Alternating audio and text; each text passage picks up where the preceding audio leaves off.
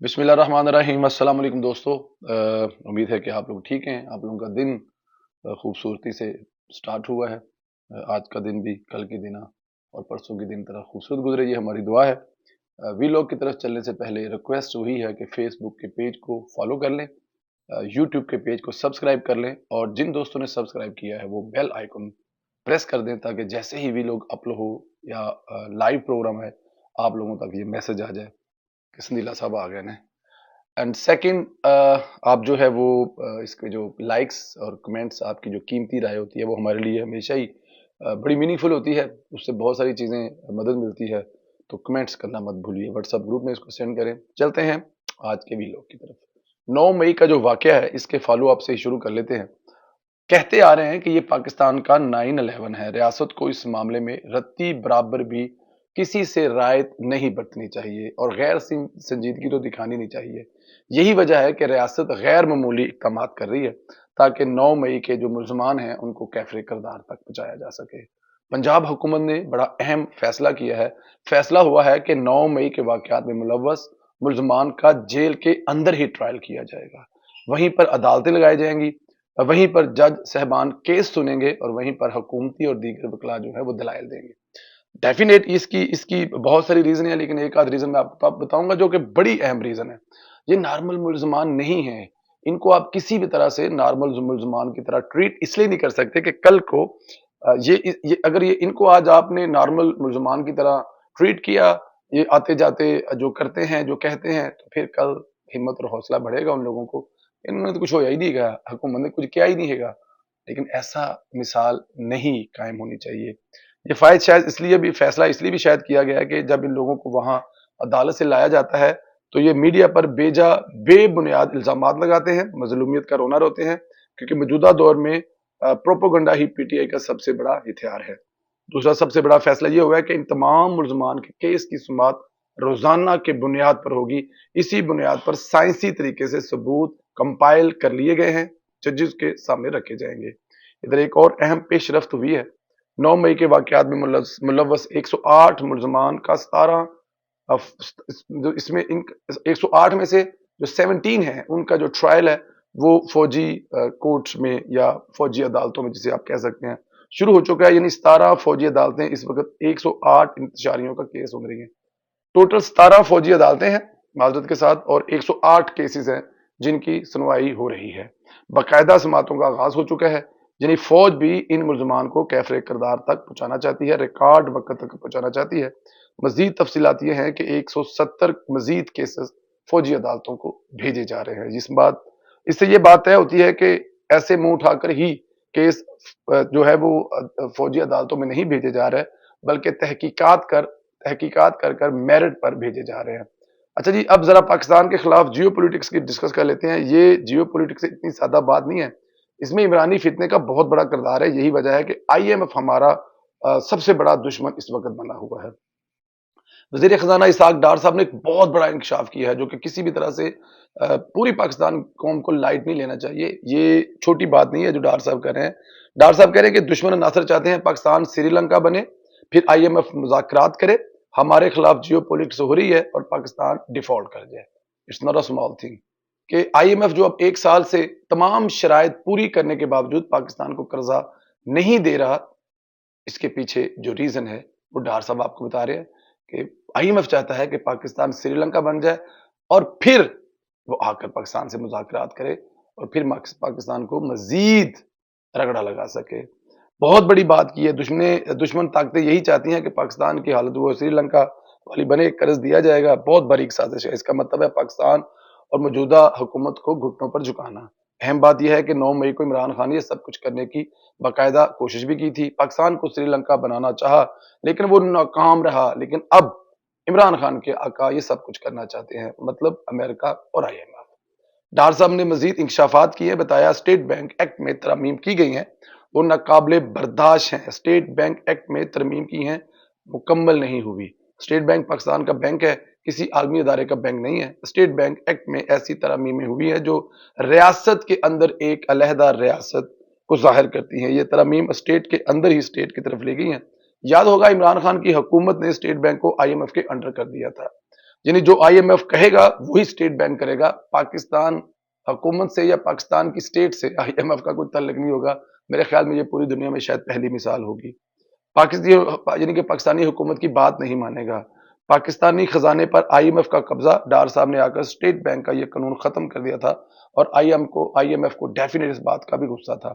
ڈار صاحب کا یہ بھی کہنا تھا کہ ہماری اولین ترجیح جو ادائیگیاں کرنی ہے وہ بر وقت کی جائے. بانڈ سمیت کوئی بھی ادائیگی تاخیر کا شکار نہ ہو. پیرس کلب کے پاس قرض ری شیڈول کے لیے نہیں جائیں گے. یہ جو آپ پیرس جاتے ہیں کلب میں، اس سے ظاہر یہ ہوتا ہے کہ یہ ایکسٹرا قرضہ لینے آ گئے ہیں. اس ملک کی حالت بہت خراب ہے. یہ ڈار صاحب کی زبانی میں نے اس کی ایک تفصیل سنی تھی کہ یہ کیوں نہیں جانا چاہیے. کہتے ہیں اس لیے جانا چاہیے، تاثر یہ جاتا ہے کہ پاکستان بالکل ہی مطلب کوئی بھی جو ملک اس کے پاس جاتا ہے نا تو وہ یہ تصور کیا جاتا ہے کہ یہ بہت کمزور حالت میں ہے، اس کی حالات اکانومی کے بہت خراب ہے، تو اس لیے ہم لوگ آپ وہاں پہ نہیں جائیں گے. یہ لندن میں ڈار صاحب کی ملاقات میں انہوں نے اس چیز کو میں ایکسپلین کیا تھا. 4 سالوں میں $70 ارب کا قرضہ $100 ارب سے تجاوز کر گیا ہے. IMF کو اصل تکلیف وہ جو ہے وہ پاکستانیوں کو ریلیف دینے پر ہے. یعنی IMF بھی موجودہ حکومت کو ناکام دیکھنا چاہتا ہے. عمران خان بھی یہی چاہتا ہے کہ باقی تانے بانے آپ ملا لیں. ڈار صاحب نے بھی بتایا کہ پاکستان خود مختار ملک ہے. ہم IMF سے ہر بات نہیں مان سکتے. IMF کے کہنے پر نوجوانوں کو IT میں رائٹ دینے پر پابندی عائد نہیں کر سکتے. اندازہ کریں ہندوستان جو اس وقت پوری دنیا میں اپنے IT کی وجہ سے چھایا ہوا ہے، IMF میں کہہ رہا ہے کہ آپ اپنے بچوں کو، اپنے نوجوانوں کو IT پہ کوئی کسی قسم کی رعایت نہ دیں. اور اگر رعایت نہیں دیں گے تو میرے خیال میں نوجوان آگے نہیں بڑھ سکیں گے. ریلیف دینا پڑے گا، وظیفے دینے پڑیں گے، ان کو دوسرے ملکوں میں پڑھنے جانے کے لیے مطلب قرضے دینے پڑیں گے اور جو غیر سود کے ہوں گے. بہت ساری چیزیں ہیں جو نوجوانوں کے ساتھ کی جا سکتی ہے اور IMF کے اس پر اعتراض ہے. اچھا، ڈار صاحب نے IMF کی حالیہ بیان بازی جو ہے اس پر بھی ناراضگی کا اظہار کرتے ہوئے کہا ہے کہ IMF چاہتا ہے کہ ہم کسی شعبے میں بالکل ٹیکس ختم نہ کریں. جو ٹیکس لگے ہیں وہ بھی نہ ختم کریں اور ڈیفینیٹ وہ یہ بھی چاہتا ہے کہ نئے ٹیکس بھی لگیں. بطور خود مختار ہمارا اپنا ملک ہے، ہمارا حق ہے کہ کچھ ٹیکس چھوٹ دیں. ہمیں پتہ ہے کہاں کتنا ٹیکس اکٹھا کرنا ہے.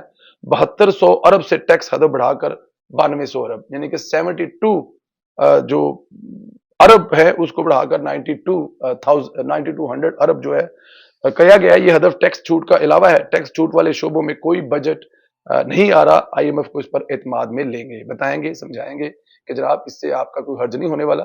آپ کے جو ریفنڈ کی قسطیں ہیں وہ ہم ٹائم پر پوری کریں گے. اصل مدعا یہی ہے کہ IMF کے عمرانی فتنے کے ساتھ ہے اور وہ چاہتا ہے کہ موجودہ حکومت ریلیف نہ دے، کیونکہ اگر موجودہ حکومت ریلیف دے گی تو عمران خان کا یہ بینیا اپنی موت آپ مر جائے گا کہ موجودہ حکومت نے لوگوں کا جینا حرام کیا ہے. ایکچولی لوگوں کا جو جینا حرام ہے وہ عمران خان کے 3.5 سال دور کے کرامات ہے. لیکن آہستہ آہستہ بلکہ اس پہ بھی ایک بڑا خوبصورت ویلوگ ہے جو ابھی مطلب اس پہ ہم تیاری کر رہے ہیں، وہ آپ کو بتائیں گے کہ 1 سال میں موجودہ حکومت نے کیا کیا کیا جس کو عمران خان صاحب سری لنکا بنا کر گئے تھے. ادھر ڈار صاحب نے مسلسل تیل کی قیمتیں کم کی ہیں یا برقرار رکھی ہیں، انہیں بڑھنے نہیں دیا. آج پھر قیمتیں بڑھنی ہیں لیکن انہوں نے بڑھائی نہیں. اعلان کیا کہ قیمتیں برقرار رہیں گی. عمران خان کے قتل کے مقدمے میں ناقابل ضمانت وارنٹ گرفتاری جاری ہو چکے ہیں. بلوچستان میں قتل ہونے والے وکیل عبدالرزاق کے کیس میں عمران خان کے وارنٹ جاری ہوئے ہیں. وہ PTI بلوچستان نے ہائی کورٹ میں چیلنج کیا تھا لیکن عدالت نے درخواست خارج کر دی ہے. وارنٹ برقرار رکھیں. اب عمران خان کی اس میں بھی گرفتاری ہو سکتی ہے. اچھا جی، ادھر PTI کو ریلیف دینے والے کچھ جج بھی ننگے ہو رہے ہیں. ننگے ہونے کا مطلب سمجھ رہے ہیں کہ ان کے تمام ثبوت جو ہے وہ سامنے آ رہے ہیں. ویسے سوشل میڈیا پر سب کو پتا ہے کون ہیں، کون سے جج ہیں. میڈیا پر ابھی تک اس حوالے سے خبر سینسر ہو کر چلی ہے، نام نہیں لے گیا، لیکن میں چونکہ ان کے خلاف ریفرنس کی خبر سینسر نہیں کروں گا اس لیے فی الحال نام نہیں لوں گا. لیکن جیسے اس سپریم جوڈیشنل کیس کونسل میں کیس شروع ہوگا تب نام لیا جائے گا. میں بھی لوں گا، باقی لوگ بھی لیں گے. فی الحال میرے خیال میں مناسب نہیں ہے، لیکن آپ لوگوں کو پتا ہے کہ کون سا نام ہے کیونکہ سوشل میڈیا پر چل رہا ہے. اسلام آباد ہائی کورٹ کے یہ سینئر جج ہیں. اتنا ہنٹ دے دیتا ہوں کہ گزشتہ دنوں نے انہوں نے ججز کی تصویریں میڈیا پر چلانے پر جو ہے وہ بڑا ناراضگی کا اظہار کیا تھا اور میڈیا پر اس قسم کی خبریں نہ چلائی جائیں یا نہ جو ٹکر چلتے تھے اس کا بھی منع کیا گیا تھا. باتیں ہیں ریفرنس میں الزامات کی جانب، تو تفصیل اگلی قسط میں بتاؤں گا. اس قسط میں صرف ان الزامات کا ذکر کر لیتے ہیں. مجموعی الزامات ہیں کوڈ آف کنڈکٹ کے خلاف ورزی، سابق ایسوسیٹس کو نوازنے، اصل اثاثے چھپانے کے ساتھ ساتھ قبضہ مافیا کے ساتھ تعلقات کا بھی اس میں ذکر ہے. وہ الزامات بھی ہیں لیکن جو الزامات سینسر ہوئے ہیں ان میں اپنے جونیئر ججز، یہ بڑی ایک ایسی بات کرنے سے پہلے ہمیں تھوڑا سا وہ سوچنا پڑتا ہے. کبھی کبھار جو ہے وہ لوگوں کے بڑی سخت مطلب الفاظ بھی ہوتے ہیں لیکن چھپائے نہیں جا سکتے. جو الزامات سینسر ہوئے ان میں سے اپنے جونیئر جج کی بیوی کے ساتھ ناجائز تعلقات، ہم جنس پرستی موصوف پر مبینہ الزام عائد ہوا ہے. لوئر کورٹس میں معاملات طے کراتے ہیں، پیسے کماتے ہیں. جب وکیل تھے تب خود قبضہ مافیا تھے، اب جج بن کر قبضہ مافیا کو ریلیف دلواتے ہیں، مال بنواتے ہیں. الزام عائد ہوا ہے کہ ایک ہاؤسنگ سوسائٹی میں بھی غیر قانونی جو پلاٹ ہے کاٹ کر مال بنا چکے ہیں. اندازہ کریں یہ طے ہے کہ ایسے تمام کرداروں کی فائلیں ساتھ ساتھ بن رہی ہیں، پھر وقت پر کام آ جاتی ہیں. ایسے ہی کسی نے سپریم جوڈیشل کونسل میں درخواست دار کر دی ہے اور کہا ہے کہ ثبوت حاضر کر دوں گا. لاسٹ میں آپ کو یہ بتاؤں کہ آخر میں عمرانی سہولت کار کی شامت آ گئی ہے. امریکی شہریت رکھنے والا سمیع ابراہیم پکڑا گیا، ثبوت اداروں کے ہاتھ لگ گئے.